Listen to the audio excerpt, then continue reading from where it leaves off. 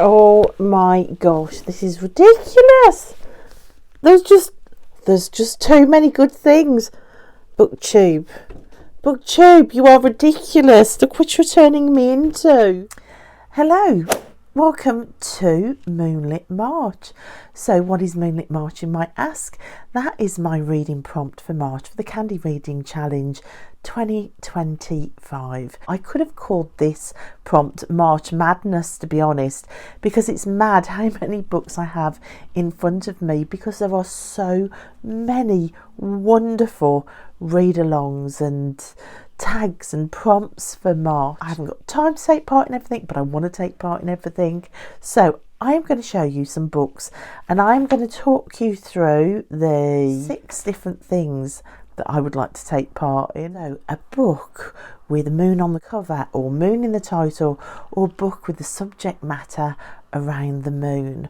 Or I did say you could come at this from a female-centric viewpoint, because the moon is linked to the female in spirituality. I did say it could be a book about women in some way or other, and that fits in perfectly, of course, with World Women's Day and Women's Month, which is in March as well.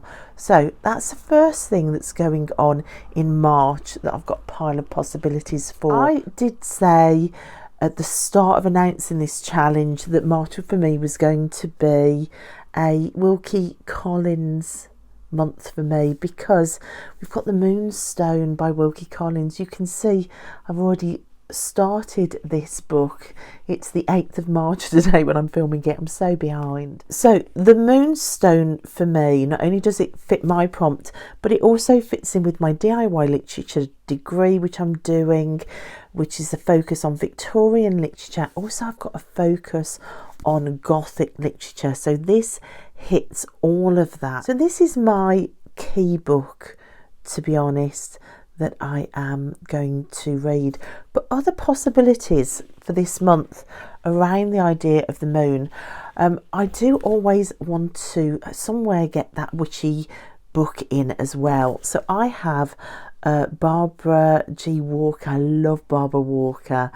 This is a book that will be perfect for this prompt. Not only does it have a moon on the cover, but it is also coming at the prompt from a feminist perspective. So this is the skeptical feminist discovering the Virgin Mother and Crone.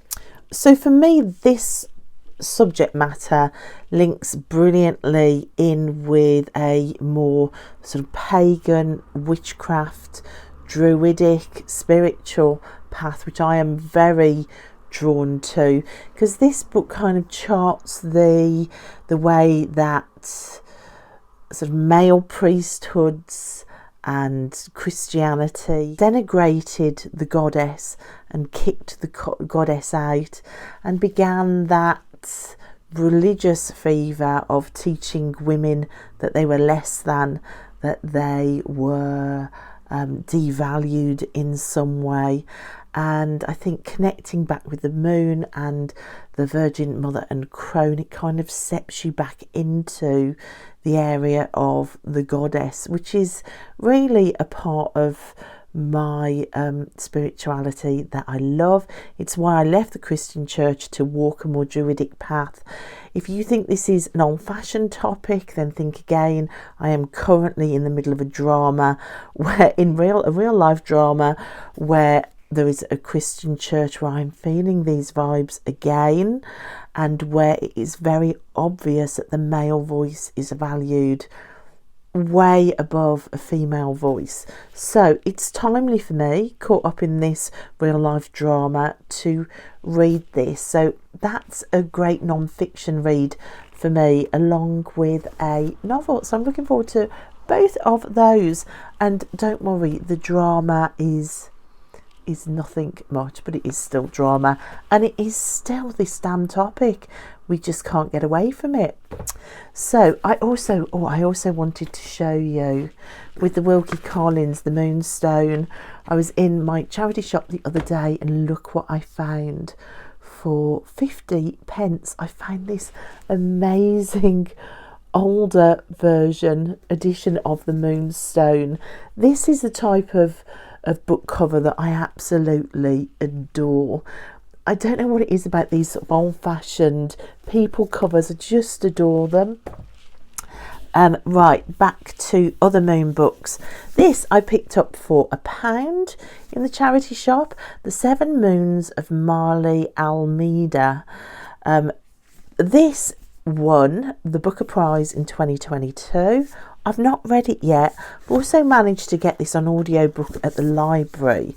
So I might try and listen to this on audiobook and part read it if I get time. But I might not get time. As you'll see in a minute, there are so many books. I did say in my introduction to the Candy Reading Challenge that this one was going to be on my radar as well.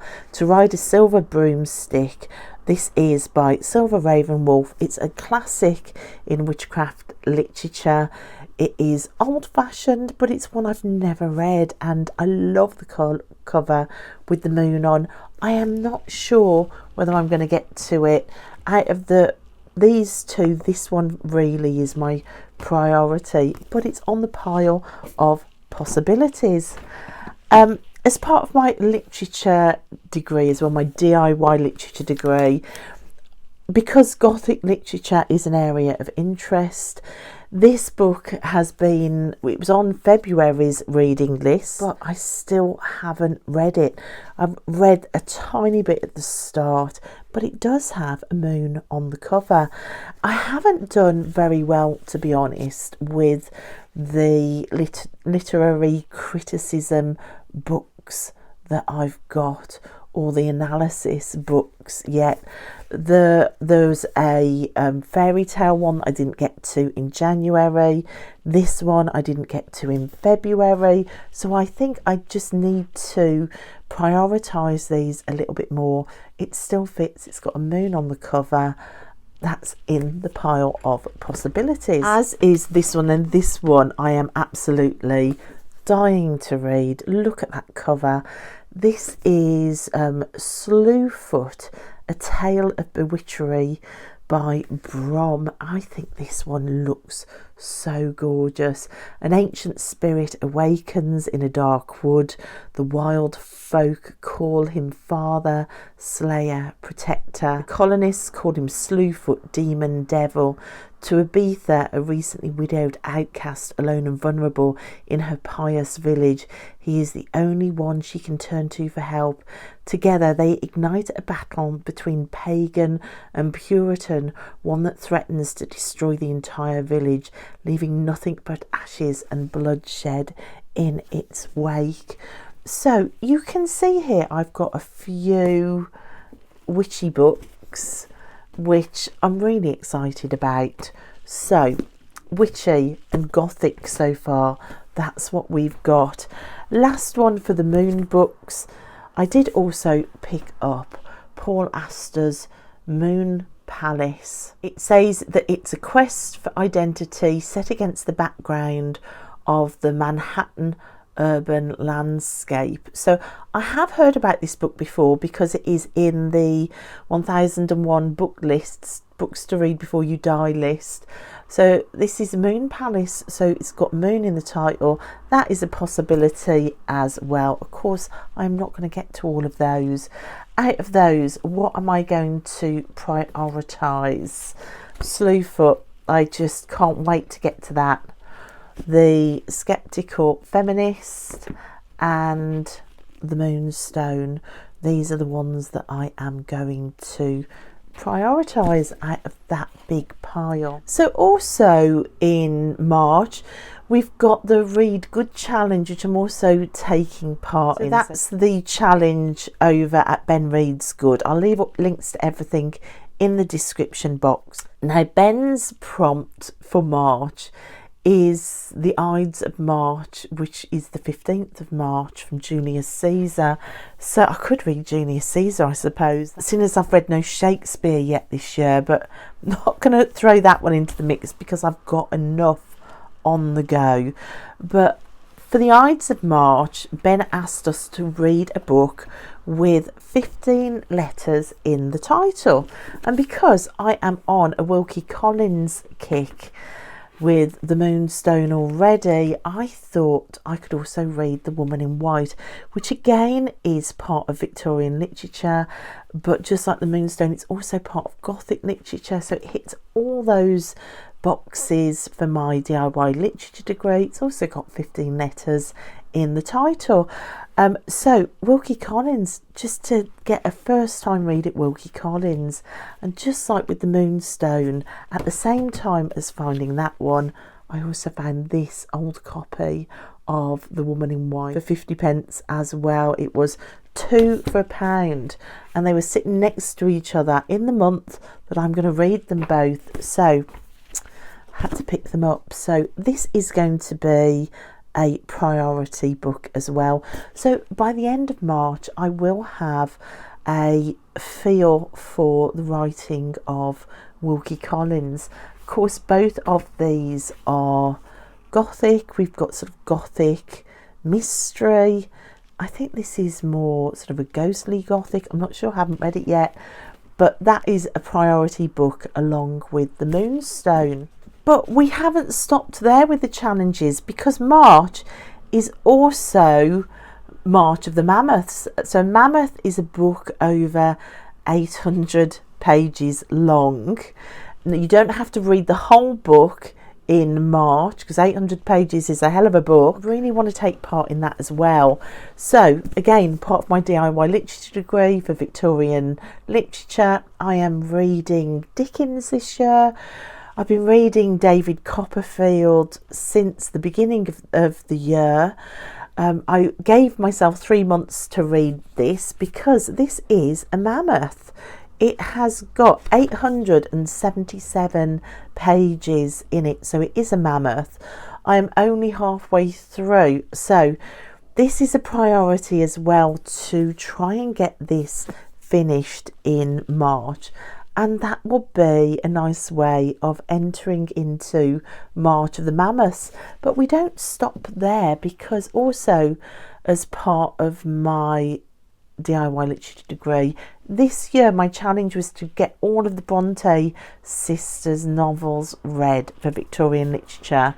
And also this book, which I found for £1 in the charity shop. Look at the size of this one.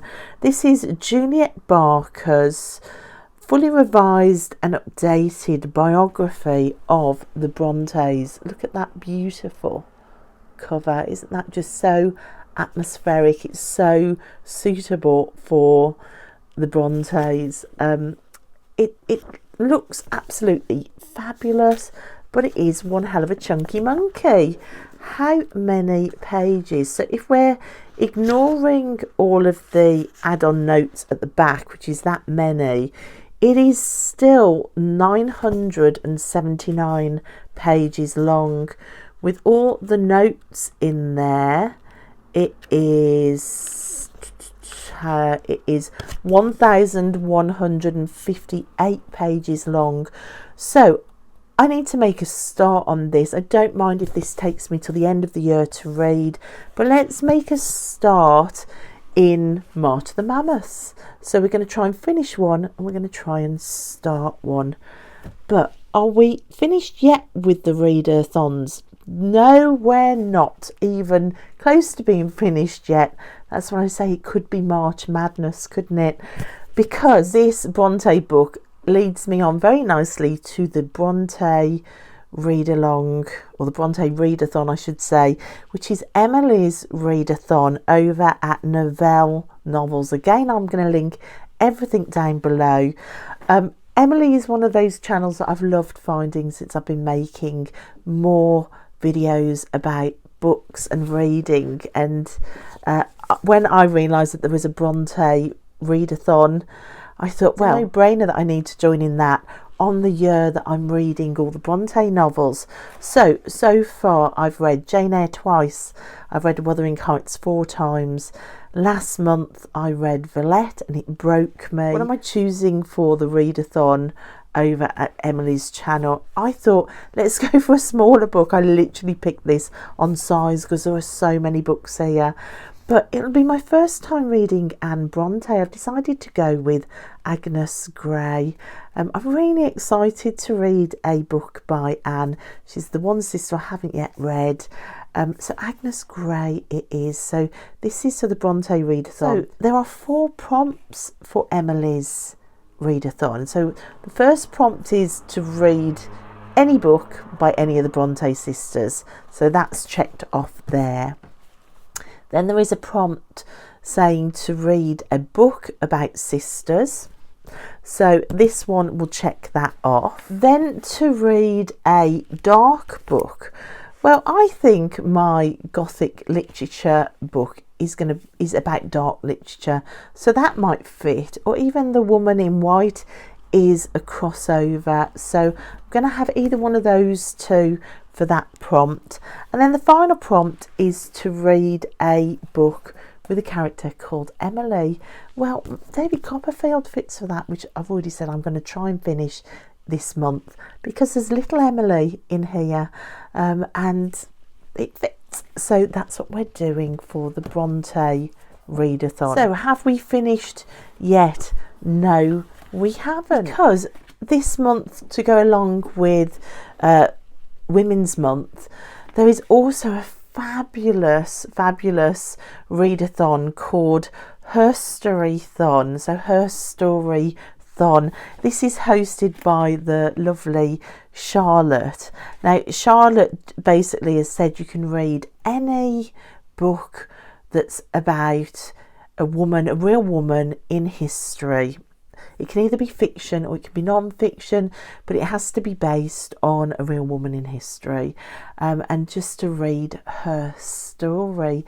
So if you do that, just one book, you're in the readathon. But she also has a fabulous bingo board as well, which I'll put up here. So the bingo board, I was looking at it just thinking, gosh, I would just love to do that. So this readathon has been going, I think this is the 3rd year, although I've only just in the last couple of days discovered it and found Charlotte's channel. In the previous 2 years she's done it with a friend. I'll link again all these channels, and I was looking at past years Herstoryathons as well, and I just loved the bingo boards on all of them. So this might be a challenge for myself, just to do this throughout the year and to try and tick off all of the boxes on all of the bingo cards that have been done so far. So that's what I think I'm going to be doing, and I've got books for that as well. I've actually already read this one in March. I had to prioritise some of my non-fiction Women's Prize long list books because they're library books and they need to be taken back.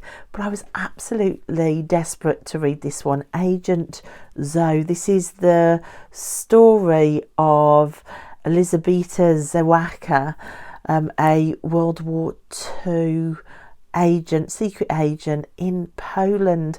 Oh my gosh, this book was fantastic. It was so good. I will talk about it more at the end of the month, but I thought this would be brilliant because this is a story about a woman in history. So that's going to be a book that goes towards that. Also, from the same list of books from the non-fiction Women's Prize books for this year, another library book that needs to go back soon is Kate Summerscales' The Peep Show, The Murders at 10 Rillington Place. Now, as I've read this, I realised this fits in brilliantly as well. Not only does it give a voice to the female victims of these murders, but you also get a really fantastic snapshot into the life and the work of Fryn Tennyson Jessie, who was a author working at this time. So she was an author, crime writer, a criminologist writing at this time. So there's a lot of real life depictions of women that were caught up in some way or other in this horrific case of a serial killer in London. It's been brilliant so far. I've loved so far all of the books I've read from the Women's Prize non-fiction long list. This is another goodie. I just need to get this finished. This will be going as well towards the books I've read for Herstoryathon. One of the prompts for Herstoryathon is to read like either a book in letters or diaries or notes. I have this book on my shelf which I'm dying to get to. This is The Diary of a Witch by Sybil Leek. It's the diary of a witch. I think she is from, I think this might be set not too far from me in the New Forest, I think. I'm not sure. Anyway, it's one that's been on my shelf for a while.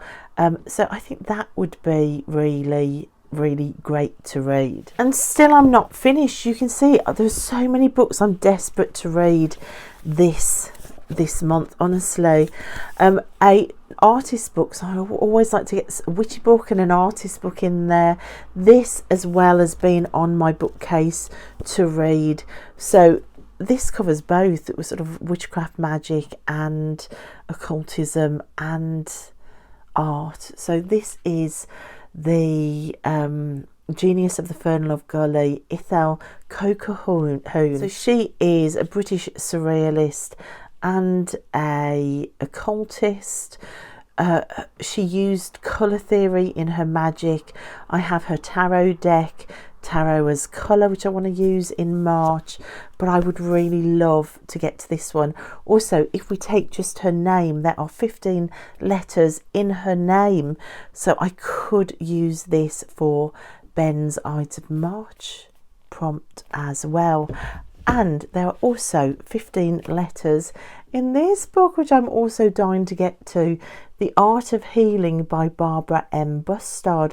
12 step-by-step meditative art exercises for improved physical, mental and spiritual well-being. Desperate to get to that one too. And then finally, fairy tales just have been left behind. Don't want them to be left behind. So another Barbara Walker book that I've got on my shelf alongside this one is Feminist Fairy Tales by Barbara Walker. If I can get to these two, then that would just be so fantastic. I mean, there's just too many books to read here, I know that, but also thinking about the Maiden Mother Crone or Virgin Mother Crone, I have got Morning, Noon and Night by Arnold Weinstein, finding the meaning of life stages through books. So this is the lens of the Maiden Mother Crone on literary criticism. I mean, that is just such a perfect book to read. Again, it's a chunky monkey, but if I can start reading some of these books that I have about literary criticism, then I'm ticking them off, aren't I? And it just seems like the perfect one to read this month. Also, I still have one more to mention. Katie over at Books and Things has got a TBR Clear Out Readathon. And this book, which again is brilliant for Women's Month or Herstory, Shakespeare's Wife by Germaine Greer. You can see I've got to this point in this book twice and left it behind. Even if I just read this one book on my TBR. For my TBR, I'm classing that as books I've started reading and I just haven't finished. So this would be one. This would be one. This would be one because I've started reading that. Also, I've got The Taming of the Shrew, which I haven't finished yet. I'm halfway through for Shakespeare. I could try and do some Shakespeare reads. I think this actually would be great to add in as a focus book, because I know that New Place in Stratford, where Shakespeare moved in with his wife, with Anne Hathaway, has been reopened. It was reopened on the 5th, I think, having been closed for a while. And I think they have a Women in Shakespeare exhibition on. So it just seems perfect, doesn't it? But you can see there are just so many books there. In front of me I have probably 20 books in front of me, so of course I'm not going to get to all of those, although I really want to. Literally I can't take any off the list because I want to read them all. Too many books, not enough time.